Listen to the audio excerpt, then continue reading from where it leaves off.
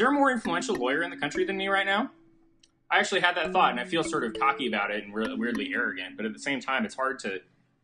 I'm not sure I'm wrong about that question, right? Like, what is influence? What does it mean to be an influential lawyer? Well, it means that when you make legal arguments, people adopt them, right? When you advocate something, people are persuaded by it and then follow not just the idea of what you're doing, right? Not just like the basic, use some of your logic, but also your talking points, right? That would be a sign that you have real and meaningful influence.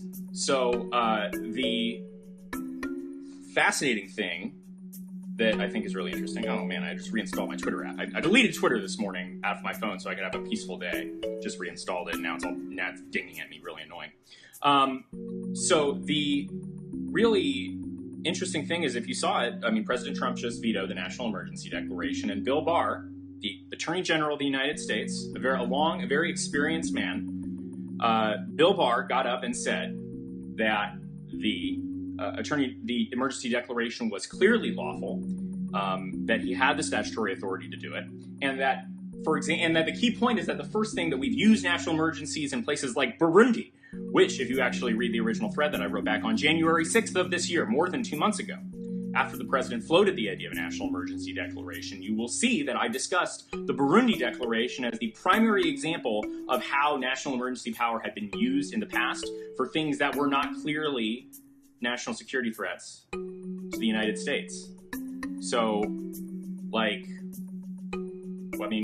that's my analysis from 2 months ago. And not only that, I've been pushing it aggressively since then, both the legal rationale against people like Ben Shapiro, David French. I've written detailed, lengthy threads picking apart their analysis that did not hold up well. I wrote political strategy threads explaining why it was the politically smart thing to do. And for the last 2 months, I've been pushing this issue particularly hard to support the president, to urge senators to change their minds. I actually think I might have gotten Tom Tillis to change his mind or played a part in getting that to happen. And in general, just have won on this issue. Like, yes, we lost 12 senators yesterday. That's 12 more than I wanted to lose from the GOP caucus.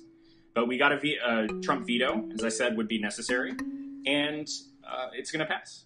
So, I mean, I'm just saying, who's a more influential lawyer than me right now in this country? Like, influential. Ability to make an argument and change a public debate. I don't know anybody. I don't know. There might be some people out there. And I'm sure I'm probably not the only one. Like, I think Neil Katyal's more influential than me right now, probably. Like, he's on MSNBC pretty regularly, and from the liberal side, he wrote the special counsel reg, so he's influential in the Mueller investigation. So he's a lot of influence. So Neil Katyal, my old criminal law professor, is probably more influential than me. Paul Butler might be. He's pretty close. But I don't know. I mean, I don't know how influential he is in terms of the ability to change the outcome of, if you will, human events. So it's kind of interesting. It's sort of one of the things that I've thought about over the last 3 months or so is the idea that in the world of social media, in the world where everybody is wired into social media, public constitutional lawyering is actually one of the most important forms of lawyering out there. And it's not necessarily that you're lawyering on behalf of clients, but rather that you are lawyering in the public square. You are arguing about the law in the public square and trying to persuade people. Somebody caught the human events drop. Yes. So that form of lawyering, I see law professors do it. You see some lawyers do it on Twitter. They try. But there's not a lot of people that really try to aggressively use the medium of Twitter and Periscope to advocate on behalf of particular courses of legal action, of legislative action, and defend them against all comers. And I don't think there was, Robert Barnes is another. Mark Levin did a good amount of defending it, so I think Mark Levin is up there for being very influential. But there aren't many people doing what I'm doing, and you might say, well, I mean, come on, your audience isn't that big, right? You got 35,000 followers, you have, your Periscopes get 10 to 20,000 views, that big a W, right? You can't be that influential. It's like, well, wait a second, right? Is influence by people who pay attention to you, or by the relevant importance of the people who pay attention to what you're saying? Because it's pretty abundantly clear at this point that my ideas and my words found themselves became White House talking points to defend this idea, right? Bill Barr starting with Burundi. Sarah Sanders talking about Burundi and comparing it. all of them defending the lawfulness of the emergency declaration. When I had originally written that thread, none of them were putting out talking points. And then finally, when they decided to put out some talking points, they sounded eerily similar to mine. Eerily similar to mine. Quality of viewers matters, and the ability to get your voice heard by the relevant people is what matters. So, again, I say, is there a more influential lawyer in the country right now? I don't know. Somebody says, don't you think Miller knew about this? He might have, but Miller's not a lawyer, so he might not have had as good a handle on the law as I do, right? He might have not been able to frame it in the way that I did. I'm just saying, normally I don't try and be a giant braggart, but I can't, like, read the last 3 months of and what's happened and the impact I've had on this debate and not think of myself as actually pretty goddamn influential. So I'm spiking the football. That's what I'm doing. Spiking that football, taking the W, and you'll see more of that when Human Events starts up. Somebody says, Will for AG, not necessary. Bill Barr is a beast. But if Bill Barr is going to follow my analysis when I provide it, I don't see the problem. Just sure, I predicted a legal battle. Right? Yeah, GG Dems. Fire hot takes here. If you like these fire hot takes and you want to get access to the words and the hot takes of the person who the AG and the White House seems to follow the advice of, ... on the bottom right corner screen the follow button. Fine, Will for the Supreme Court, right? Soon.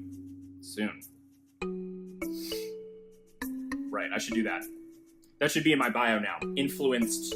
Somehow just be like top legal influencer in the country.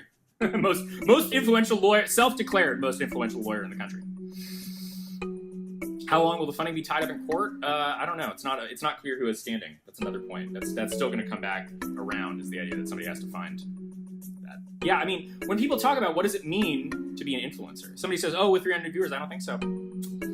Go back and listen to those old periscopes about the national emergency and listen to the stuff that was coming around that time, and then listen to what everybody was saying a month later. Sounds eerily similar. Like, those who've been here know. And I've had discussions with relevant people in the Department of Justice and other high-level Trump officials, and they haven't explicitly said it, but they've intimated that what I've said was quite relevant. Who's paying for the wall? Oh, the federal government is. Right. Oh, did you? I mean, you can say Mexico's paying for the trade, but the federal government is. Does anybody care? No. We're getting a wall. So, a few more questions. I am juiced right now. I'm feeling really good. It's just a weird thing, like, to go back and look at that old thread. Like, I retweeted my old thread that I wrote on January 6th, and I think that's the most influential Twitter thread of the year thus far. Right? Like, name another Twitter thread that has changed a debate in public about an important policy. I don't know one.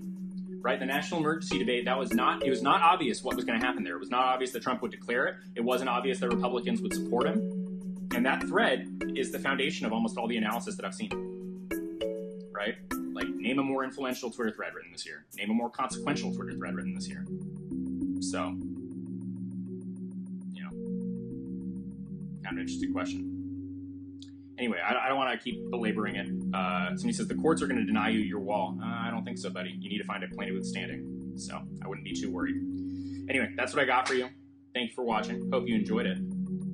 I'll talk to you later. Peace.